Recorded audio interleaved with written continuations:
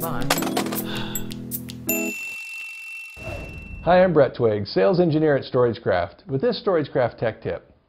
Let's look at Shadow Control Image Manager and how to set consolidation and retention policies. The first thing I want to do is go into my Shadow Control Image Manager installation, and over here on the left-hand side I have consolidation and retention. I want to use these anytime that I'm doing continuous incrementals. With continuous incrementals, I want to make sure that I am getting those consolidated on a daily, weekly, and monthly basis, but I also want to make sure and set retention settings that will help get rid of some of those older files that I may not need and help me to keep from getting too much file space being used. By going into consolidation settings, I can specify that I do want this to be turned on. It is on by default, and I can also specify when the weekly consolidation happens. Daily consolidation will happen at midnight every night.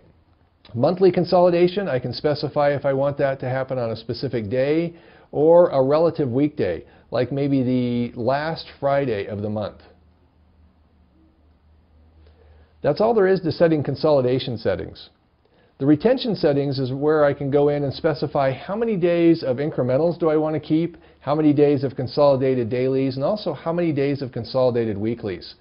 And so I can make sure that I'm enforcing this retention policy and setting the number of days that I want for each one of those image files. The key to remember is that those settings are on a per folder basis. And so I could have 7, 15, and 90 for my domain controller folder, and then I could go into my file server folder and go into retention settings and change that to be 8, 16, and 89. And so each time I look at this, it'll be different for each one of those folders. Another key is to remember that we will move those image files, the consolidated files, into a subdirectory called incrementals if you choose. I could uncheck that, and instead of moving those files, I could just have them automatically deleted. When you're using continuous incrementals, you want to make sure that you have the consolidation and the retention policies set to whatever is best for your environment. With Shadow Control Image Manager, setting the retention policy is just that easy.